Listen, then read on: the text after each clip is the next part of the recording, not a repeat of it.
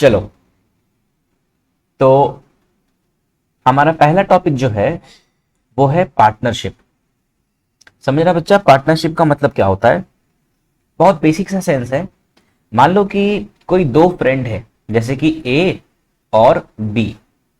ये दो फ्रेंड मिल करके कोई बिजनेस को शुरू कर रहे हैं, ठीक है। और ए कुछ, मान लो कुछ पैसा लगाया। मान लो कि ए जो पैसा लगाया वो 5,000 रुपए है, और बी कुछ पैसा लगाया। Suppose that B has invested rupees 3,000। Now the total investment children here is rupees 8,000। A has invested 5,000 and B has invested 3,000। तो दो दोस्त मिलकर के बिजनेस को शुरू कर रहे हैं। ए ज्यादा पैसे लगा रहा है, बी कम पैसे लगा रहा है। तो एक साल के एंड में जो भी बिजनेस का प्रॉफिट होगा, वो प्रॉफिट इन दोनों में क्या इक्वली बटेगा? नहीं ना। क्यों? क्योंकि ए ज्यादा पैसे लगाया है, बी ने कम पैसे को लगाया है। तो ऑब्वियसली ए को यहां पर ज्यादा प्रॉफिट मिलेगा एज कंपेयर टू बी, ठीक है। लेकिन ये सवाल आता है, अगर हम इमेजिन करें कि सपोज दैट कि साल के एंड में 800 रुपए का प्रॉफिट होता है, तो इस 800 रुपए में ए को कितना मिलेगा और इस 800 रुपए में बी को कितना मिलेगा? तो अगर हम गौर करें तो हमको दिख रहा है कि ए का इन्वेस्टमेंट और बी का इन्वेस्टमेंट का जो रेशियो है वो 5:3 है। तो जो प्रॉफिट है ना वो भी उसी रेशियो में बटेगा, यानी 5:3 में। इस हिसाब से ए को मिलना चाहिए 500 रुपए और बी को मिलना चाहिए कितना? 300 रुपए, ठीक है। तो अब पार्टनरशिप का मतलब हम लोग समझते हैं। जब भी दो या उससे ज्यादा लोग मिल करके किसी बिजनेस को शुरू करते हैं, तो उस प्रोसेस को हम लोग कहते हैं पार्टनरशिप। और इसमें जो अमाउंट इन्वेस्ट होता है, जो पैसा लगता है बिजनेस को शुरू करने में, उसको हम लोग कहते हैं कैपिटल। आमतौर पर यह कैपिटल एक पर्सन अफोर्ड नहीं कर पाता, क्योंकि बड़ा कैपिटल होता है। तो एक पर्सन अफोर्ड नहीं कर पाता, एक से ज्यादा लोग इस बिजनेस को चलाने के लिए चाहिए। सिर्फ कैपिटल के सेंस में नहीं, बल्कि जो वर्क होता है ना, वो भी बिजनेस में बहुत ज्यादा होता है। इसलिए कई बार एक व्यक्ति अगर पैसा लगा भी पाए पूरा, तो भी पूरा नहीं लगाता है, क्योंकि वो अकेले पूरा काम नहीं कर पाएगा। इसलिए किसी दूसरे वो पार्टनर को अपने साथ रख लेता है, उससे भी कुछ पैसे लगवाता है, ताकि वो भी काम में इंटरेस्टेड रहे और काम अच्छा से होते रहे बिजनेस का, ठीक है। तो ऐसा बिजनेस जिसमें दो या उससे ज्यादा लोग काम करते हैं, उसको हम लोग कहते हैं पार्टनरशिप। और जो पैसा एक एक पर्सन बिजनेस में लगाता है, उस पैसे को कहते हैं इन्वेस्टमेंट। बच्चों, हम लोगों को ना यहाँ पे दो तरीके का इन्वेस्टमेंट को पढ़ना है। पहला इन्वेस्टमेंट है, एक्चुअली दो तरीके का पार्टनरशिप को पढ़ना है, सॉरी, दो तरीके के पार्टनरशिप को पढ़ना है। पहला पार्टनरशिप को हम लोग कहते हैं जनरल पार्टनरशिप, और दूसरा है कंपाउंड पार्टनरशिप। क्या डिफरेंस है दोनों में, समझना। अगर दो व्यक्ति या उससे ज्यादा व्यक्ति अमाउंट्स इन्वेस्ट कर रहे हैं बिजनेस में सेम टाइम के लिए, जैसे ए और बी, इस केस में यहां पर ए और बी दोनों ने पैसे को लगाया सेम टाइम के लिए, दोनों का पैसा बिजनेस में साल भर रहा, उसके बाद साल के एंड में प्रॉफिट बना था रुपीज 800, ठीक है। तो ऐसा पार्टनरशिप जहां पे दोनों का जो पैसा लगा है वो सेम टाइम के लिए लगा है। ऐसा नहीं कि ए का पैसा कुछ अलग टाइम के लिए हो, बी का पैसा कुछ अलग टाइम के लिए हो, वो नहीं। जब सेम टाइम के लिए रहेगा तो उसको हम लोग कह देंगे जनरल पार्टनरशिप। एक बार पढ़ लो, in general partnership the period of investment is the same and the partners divide profit और loss in the ratio of their investment, ठीक है। जितना इन्वेस्टमेंट का रेशियो होता है, उसी रेशियो में पार्टनर्स अपने प्रॉफिट को, या अगर लॉस हो गया तो लॉस को भी उसी रेशियो में बांटते हैं। लेकिन कंपाउंड पार्टनरशिप क्या होता है? कंपाउंड पार्टनरशिप में जो इन्वेस्टमेंट पीरियड होता है ना, वो अलग अलग होता है। मतलब कैसा हो गया एग्जांपल, जैसे ए और बी दो पार्टनर्स है। ए ने कुछ पैसे को बिजनेस में लगाया पूरे साल भर के लिए, लेकिन बी कुछ पैसों को लगा करके बीच में कुछ अमाउंट निकाल लिया, ठीक है। जैसे जैसे यहां पर इसी केस में, इसी को अगर हम समझें, तो ए 5,000 रुपीज लगाया था पूरे साल भर के लिए, और सपोज करो कि बी जो है ना वो ₹3000 लगाया तो, लेकिन उसके बाद क्या किया, इसने 1000 रुपए को निकाल लिया आफ्टर, सपोज कि आफ्टर 6 मंथ्स। ठीक है, 6 महीने के बाद बी ने 1000 रुपए बिजनेस से निकाल लिया। तो इस केस में क्या हो रहा है कि पीरियड ऑफ इन्वेस्टमेंट बी का साल भर है, लेकिन 6 महीने के लिए 3000 है और बचे हुए 6 महीने के लिए इन्वेस्टमेंट बी का सिर्फ 2000 है। तो ऐसा पार्टनरशिप जहां पे इन्वेस्टमेंट का पीरियड के हिसाब से इन्वेस्टमेंट चेंज होते रहे, उसको हम लोग कहेंगे कंपाउंड पार्टनरशिप। और ये दूसरा पार्टनरशिप जो हम लोग को पढ़ना है। ठीक है, दोनों ही बहुत आसान है, इसमें किसी में भी टफ नहीं है कैलकुलेशन, बहुत सिंपल सिंपल कैलकुलेशन है। आइए हम लोग क्वेश्चंस को देखते हैं। चलिए, सबसे पहला क्वेश्चन है, सतीश एंड क्रांति started a business with Capitals of ₹12,000 and 18,000। तो जो डेटा हमारे पास है उसको हम पहले लिख लेते हैं कि सतीश और क्रांति ये दो लोग हैं, ये दोनों ने पैसे को इन्वेस्ट किया बिजनेस में। सतीश का इन्वेस्टमेंट है कितना, ₹12,000, और क्रांति का इन्वेस्टमेंट कितना है, 18,000, and made a profit of ₹3,500। अच्छा, बिजनेस में जो प्रॉफिट आया वो कितना आया, ये आया ₹3,500। फाइंड द शेयर ऑफ क्रांति and Satish in the profit at the end of the year. एक साल के एंड में सतीश और क्रांति को कितना प्रॉफिट मिलेगा, हमको ये फाइंड करना है। ठीक है, तो क्या हम सतीश और क्रांति के इन्वेस्टमेंट का रेशियो निकाल सकते हैं? ऑब्वियसली निकाल लेंगे। सतीश का इन्वेस्टमेंट 12,000 है, क्रांति का 18,000 है। अगर हम इन तीनों को ऐसे 0 0 कैंसिल कर दें, फिर 6 2s are 12 और 6 3s are 18 हो गया, तो रेशियो कितना आ गया, 2:3 या 2/3। यानी सतीश का प्रॉफिट 2 है तो क्रांति का प्रॉफिट 3 होगा। ठीक है, अब ये जो 3500 है ना बच्चों, ये 3500 जो है वो सतीश और क्रांति में इसी 2:3 के रेशियो में बढ़ जाएगा। अगर हम इसको सतीश के प्रॉफिट को 2x मान लें और क्रांति के प्रॉफिट को 3x मान लें, तो पूरा प्रॉफिट कितना होना चाहिए ऐड करके, ये हो जाना चाहिए 3500। यानी कि 5x कितना होना चाहिए, 3500। तो x कितना आ जाएगा बच्चों, x आ जाएगा 700। x हमारा आंसर नहीं है, हमारा आंसर सतीश और क्रांति का प्रॉफिट निकालना है। तो बच्चों सतीश का जो प्रॉफिट था वो क्या था, 2x। तो सतीश का प्रॉफिट कितना आ गया, 2 इंटू एक्स, एक्स है 700, तो 2 इंटू 700 हो गया 1400। इसी तरीके से क्रांति का कितना प्रॉफिट होगा, 3x, तो 3 इंटू 700 कितना हो गया, 2100, और ये हमारा है आंसर। ठीक है, नेक्स्ट क्वेश्चन देखते हैं। 3 पार्टनर्स इन्वेस्टेड कैपिटल्स, कैपिटल्स का मतलब ये मनी, पैसा होता है, इन the ratio 1:2:3 and made a profit of ₹2,400। तो हम 3 पार्टनर्स कह ले रहे हैं, एक पार्टनर को ए कह रहे हैं, एक पार्टनर को बी कह रहे हैं, एक पार्टनर को सी कह रहे हैं। इनका जो इन्वेस्टमेंट का रेशियो है वो है 1:2:3। ठीक है, तो अगर इन्वेस्टमेंट का रेशियो 1:2:3 है बच्चों, तो जो प्रॉफिट होगा उसका भी रेशियो सेम होगा ना, 1:2:3। तो अगर हम प्रॉफिट निकालना चाहें दोनों तीनों का, तो प्रॉफिट क्या हो जाएगा, प्रॉफिट हो जाएगा ए का, बी का और सी का। ए का 1x, बी का 2x और सी का 3x। क्योंकि इन्वेस्टमेंट का रेशियो वही था 1:2:3, तो प्रॉफिट का भी रेशियो वही रहेगा 1:2:3, है ना। और अगर हम इन सबको जोड़ दें तो ये क्या हो जाना चाहिए, टोटल प्रॉफिट के इक्वल। टोटल प्रॉफिट कितना है बच्चों, टोटल प्रॉफिट है 2400। तो यहां से हमको दिख रहा है 6x इक्वल्स टू 2400, तो x हो गया 400।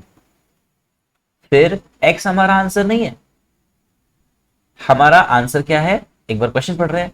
Then what is the highest share among the 3। अच्छा, इन तीनों में सबसे ज्यादा शेयर किसको मिला, ऑब्वियसली सबसे ज्यादा शेयर किसको मिल रहा होगा, सी को मिल रहा होगा ना, क्योंकि सी का ही तो इन्वेस्टमेंट सबसे ज्यादा है।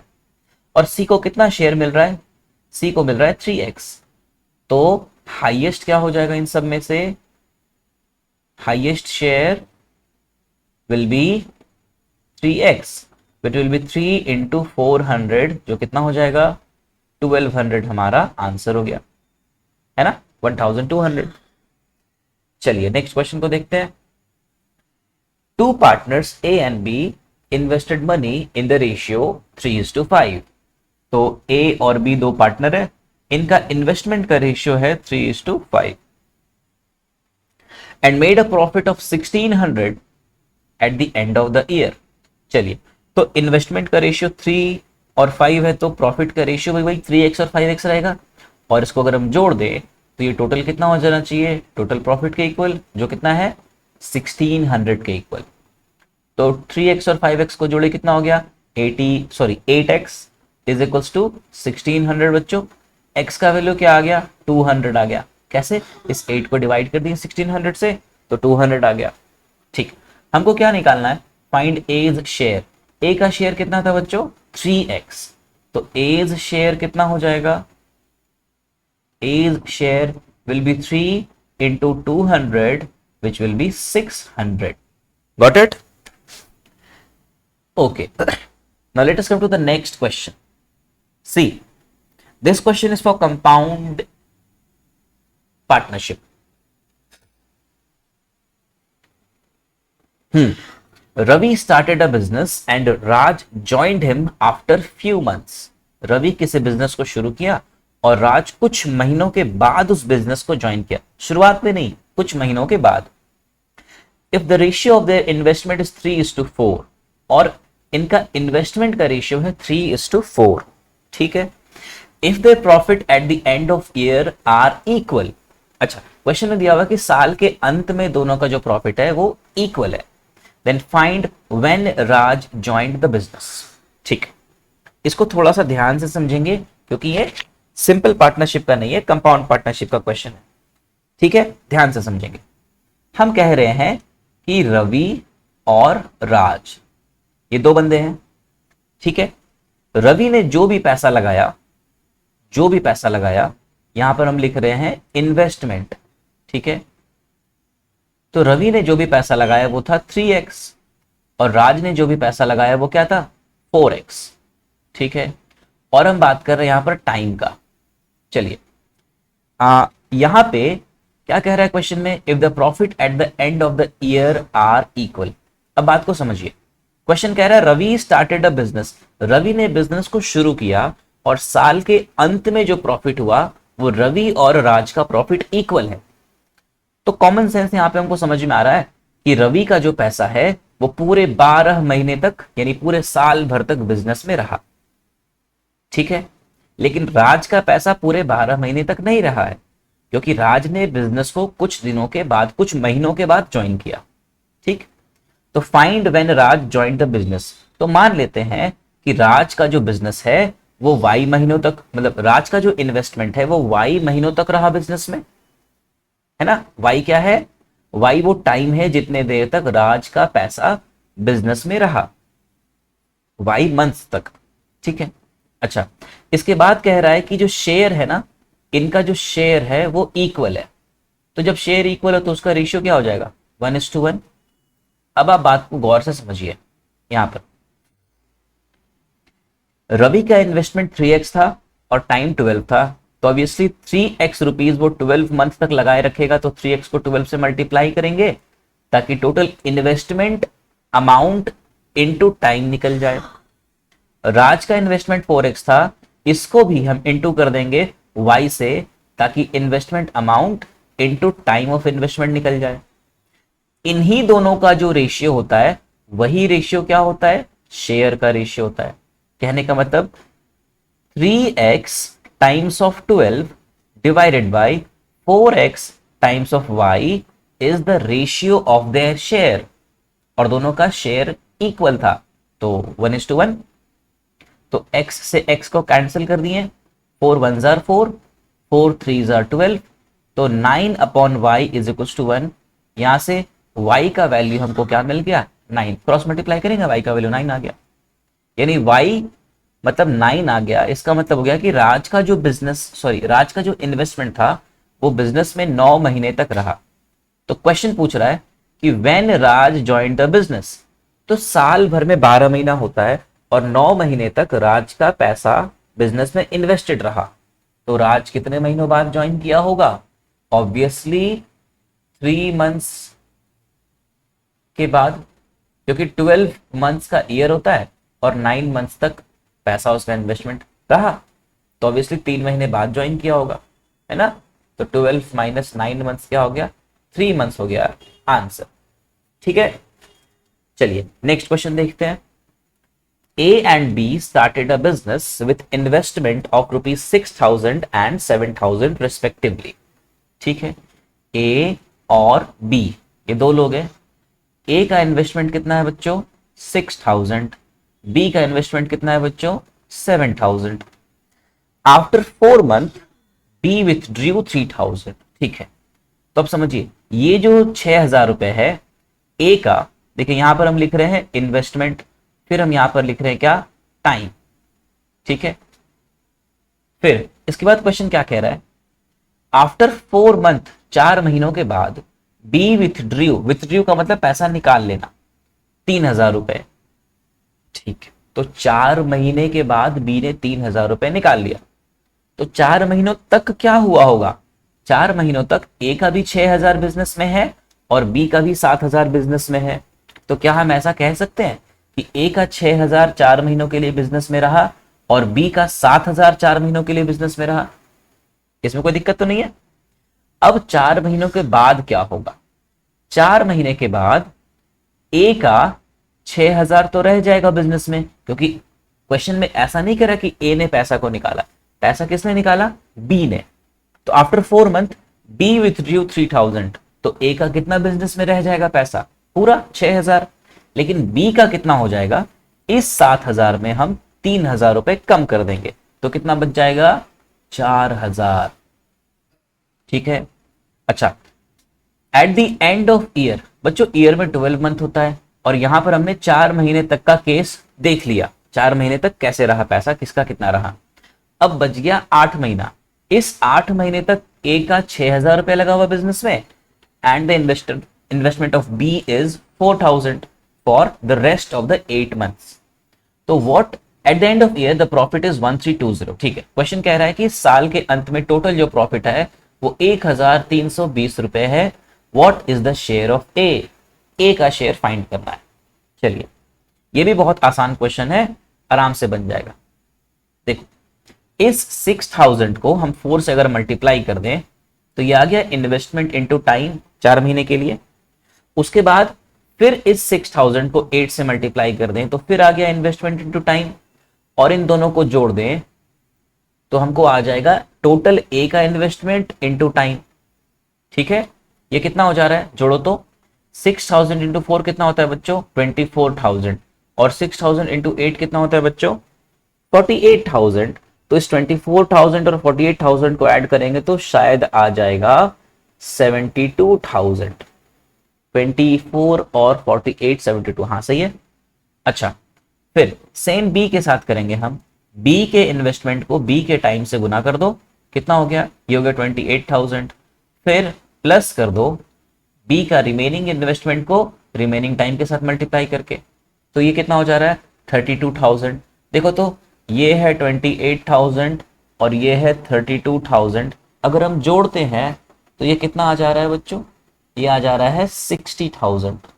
60,000 यानी ये जो डेटा हमारे पास मिला 72,000 डिवाइडेड बाई 60,000, ये वो रेशियो है जिस रेशियो में शेयर्स बटेंगे। ठीक है, इसको कैंसिल कर लेते हैं। 1 2 3 1 2 3 12 5 जार 60, 12 6 जार 72, तो 6:5 के रेशियो में शेयर बट रहा है। यानी ए को अगर हम कह दें कि 6x मिला है तो बी को कितना मिला? 5x। तो टोटल x कितना हो गया? 6x और 5x मिला के कितना हो गया? 11x, है ना। और बच्चों ये 11x टोटल प्रॉफिट है जो कितना दिया हुआ है? 1320 के इक्वल। तो हम 11x को लिख देंगे 1320। x कितना आ जाएगा बच्चों? यहां से x आ जाएगा 120, 120। ठीक है ना, 11 से कैंसिल किए 1320 को, x आ गया 120। लेकिन हमको a का शेयर निकालना है बच्चों। a का शेयर है 6x, गौर करो, a का शेयर है 6x, तो ये कितना हो जाएगा? 6 इंटू 120, 12 सिक्स आर 720 रुपीज। ये हो गया हमारा आंसर। ठीक है, चलिए नेक्स्ट क्वेश्चन को देखते हैं। A and B started a business with a total investing of 30,600. If the total profit of rupees 15,000 is divided equally, instead of dividing it in the ratio of their investment, then A gets rupees 200 more. What is the investment of A? ध्यान से समझना है question को। A और B दो लोग हैं, इन्होंने बिजनेस को शुरू किया। ठीक है, टोटल इन्वेस्टमेंट कितना था? 30,600। ठीक, तो अगर हम ऐसा कह ले कि ए ने x रुपीज लगाया तो बी ने कितना लगाया होगा? 30,600 तो टोटल इन्वेस्टमेंट है, उसमें से x रुपीज ए लगा दिया तो बी का कितना बच गया? 30,000 माइनस x। ये इन्वेस्टमेंट हो गया दोनों का। इसके बाद if the total profit of rupees 15,000, यानी टोटल प्रॉफिट कितना था? 15,000। ठीक है, 15,000 का टोटल प्रॉफिट है, is divided equally instead of dividing it in the ratio of their investment. अगर इस 15,000 रुपए को हम इक्वली डिवाइड कर दें, मतलब ए को और बी को दोनों को हम दे दें 7,500 7,500। ठीक है, तो ए को कितना मिल रहा है? 7,500 और बी को भी 7,500। ठीक, instead of dividing it in the ratio of their investment, investment के रेशियो में डिवाइड करने के बजाय अगर हम इक्वली डिवाइड कर दें तो ए को 200 रुपए ज्यादा मिल जा रहे। मतलब क्या हुआ कि अगर इन्वेस्टमेंट के रेशियो के हिसाब से बढ़ता तो ए को मिल जाता 7,300। क्यों भाई 7,300? क्यों? क्योंकि अभी उसको मिल रहा है 7,500, लेकिन अगर इन्वेस्टमेंट के रेशियो के हिसाब से बांटते, नॉर्मली जैसे बांट रहे हैं हम लोग, तो ए को 200 रुपए कम मिलता ना। समझ में आ रहा है? ठीक है, तो बी को कितना मिल जाता बच्चों? बी को मिल जाता 7,700। यानी ये जो रेशियो आया ना, ये हमको समझ में आ गया, ये एक्चुअल रेशियो है इन्वेस्टमेंट का। ये क्या है? एक्चुअल रेशियो है इन्वेस्टमेंट का। तो what is the investment of A? हमको ए का इन्वेस्टमेंट यानी कि एक्स फाइंड करना है। चलिए, तो इन्वेस्टमेंट का अमाउंट का रेशियो दिख रहा है हमको x बाई 30,600 माइनस एक्स, और यहां पर है 7300 बाई 7700। तो ये दोनों क्या होगा? इक्वल होगा ना। तो हम लोग कर देंगे x by 30600 equals to 7300 divided by 7700। अब इस 00 को कैंसिल कर दो, यहां कैंसिल कर दो। सॉरी, यहां पे माइनस एक्स भी था। एक मिनट, यहाँ पे माइनस एक्स भी तो था नीचे में, हम लोग यहाँ पे माइनस एक्स छूट गया, लिख लेते हैं हम लोग माइनस एक्स। अब क्या कर रहे हैं? क्रॉस मल्टीप्लाई कर दे रहे हैं। तो क्रॉस मल्टीप्लाई करने पर हमको मिल रहा है 77x equals to 73 times of 30,600 minus x. ठीक है, फिर क्या करेंगे? ये हो गया 77x equals to 73 into 30,600 minus 73x। अब इस 73x को ना हम उस तरफ ले जाएंगे, नेक्स्ट पेज में ले आते हैं। तो हो जाएगा हमारे पास 77x plus 73x equals to 30,600 into 73।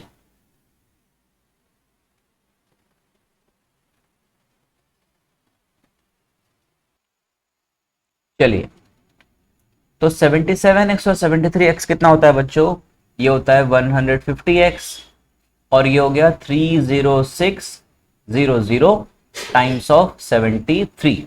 चलो, क्या 150 को हम इस 30600 से कैंसिल कर सकते हैं? चेक करते हैं। 0 और 0 कैंसिल हो गया। इसके बाद यहाँ पर 15 और यहाँ है 3060, ऑब्वियसली कट जाएगा। 15 1 जार 15 और 15 2 जार 30, फिर 0, फिर 15 4 जार 60। ये हो गया 204 इंटू 73। 204 और 73 को जब मल्टीप्लाई करेंगे बच्चों तो हमको क्या मिलेगा, क्या मिल जाएगा, ये मिल जाएगा 14892। ठीक है, ये हो गया हमारा आंसर।